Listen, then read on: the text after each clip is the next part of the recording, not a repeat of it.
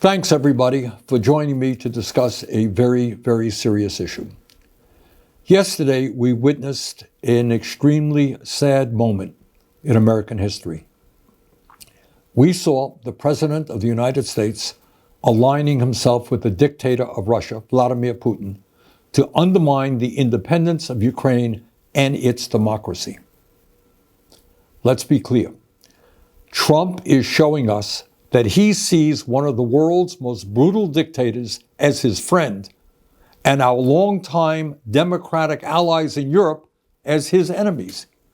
He wants a world that is safe for authoritarians and oligarchs, but extremely dangerous for democracies.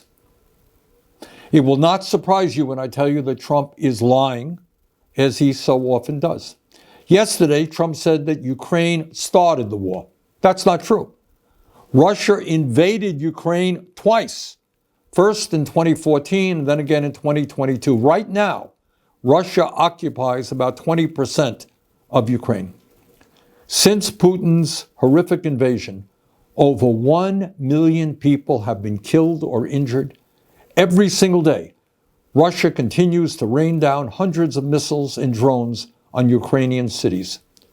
Putin's forces have massacred civilians and kidnapped thousands of Ukrainian children, bringing them back to Russian re-education camps.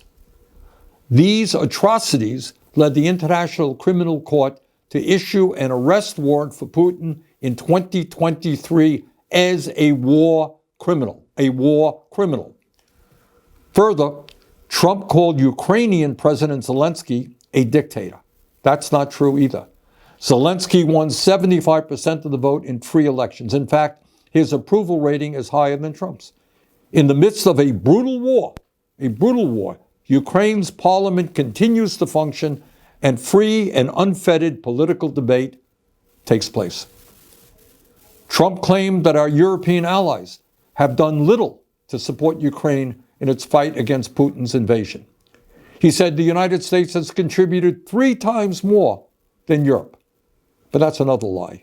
In fact, Europe has provided more aid to Ukraine than the United States. But it's not just that Trump is lying again. That's not new. It's what this all reveals about where he wants to take our country, and in fact, the entire world.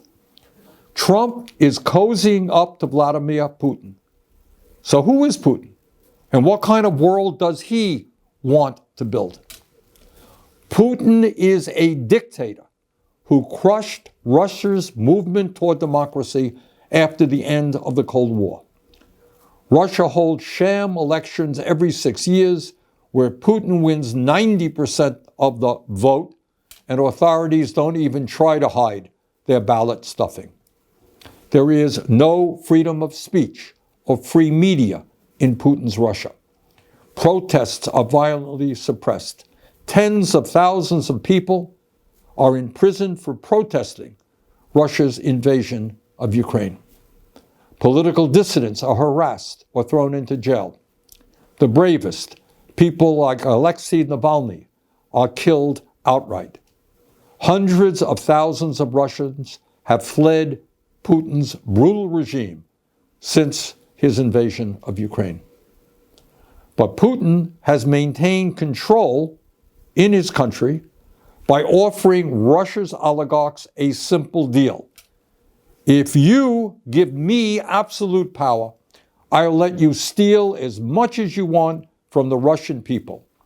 And that's why in a country where many are struggling economically, Russian oligarchs have stashed trillions of dollars in offshore tax accounts.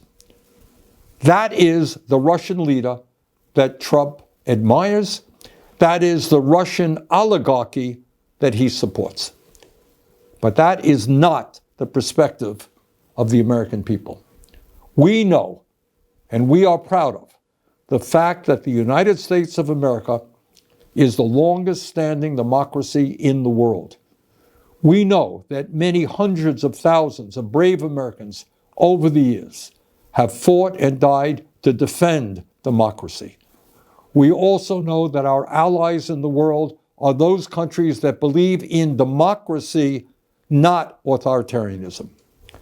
In this critical moment in our history, I hope that every American, regardless of political perspective, will stand tall and say yes to democracy, no to oligarchy, and no to authoritarianism.